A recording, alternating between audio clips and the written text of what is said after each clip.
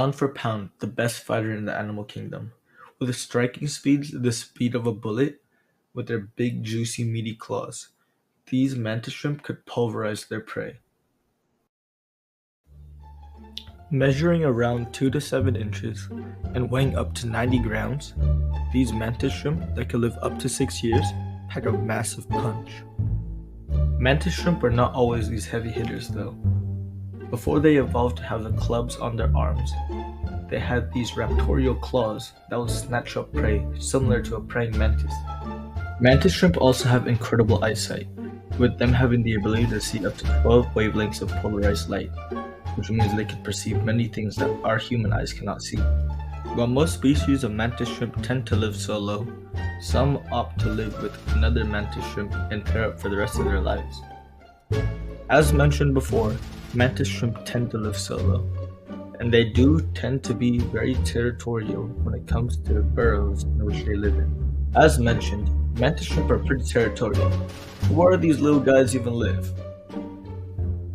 Mantis shrimp live in vibrant coral reefs in saltwater environments.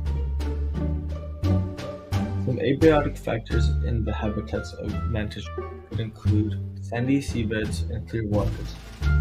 Some biotic factors may include other fishes or other aquatic organisms such as algae.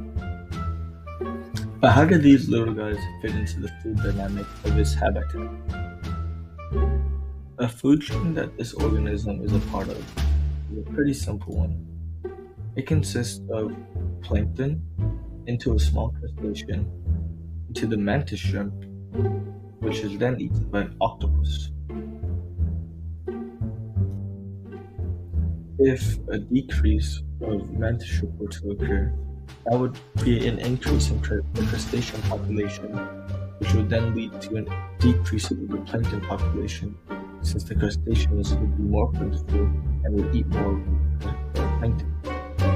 However, if there happened to be an increase in the mantis shrimp populations, there would be an increase in the octopus populations due to more prey for the octopus to eat.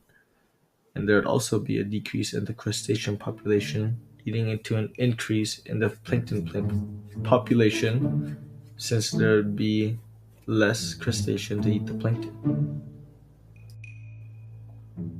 And now that we know who lives around this little guy, how would the mantis shrimp deal with emigration and immigration? If the migration of smaller crustaceans were to occur, the decline in a food source of for the mantis shrimp would lead their numbers to decline, meaning they would have to move to another place where they can find better food.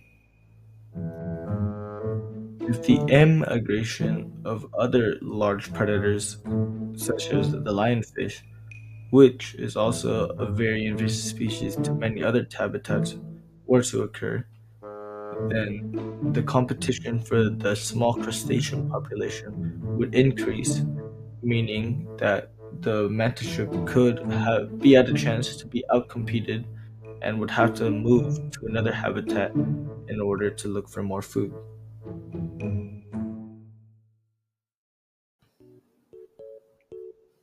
As I mentioned before, the lionfish population is a very invasive species. But let's dive deeper into how it would really affect the mantis shrimp population. When lionfish successfully introduced themselves into a new habitat, they grew in numbers very, very quickly. I mean, just look at how many are in this video.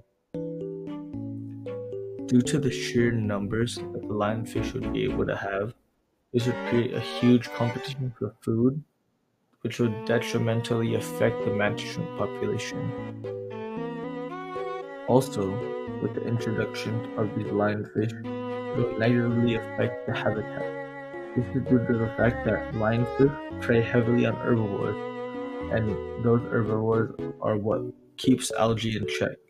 Without those herbivores, algae will overgrow and will deplete oxygen levels, which will reduce water quality and harm the balance of the ecosystem.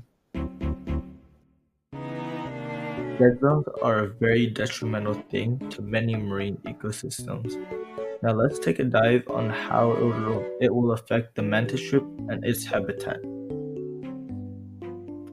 In coastal waters, dead zones form due to low oxygen levels, making the environment uninhabitable for many marine species.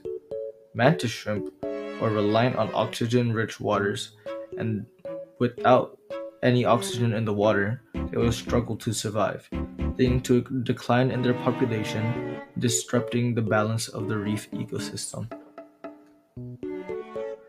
Some methods to actively reduce aquatic dead zones involve multiple strategies. This involves improving agricultural practices to reduce fertilizer runoff and enhancing water waste treatment to reduce nutrient load when water goes into the seas. This will promote a better and healthier marine ecosystem. Now, in the March Mammal Madness bracket, the mantis shrimp did do pretty well.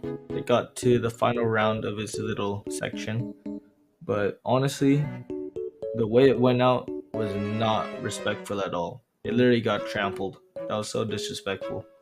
Like, I know it wouldn't have won against the wild dog, but really had to get trampled? Come on now. Anyways, that was my presentation about the mantis shrimp. Like and subscribe. Have a great day.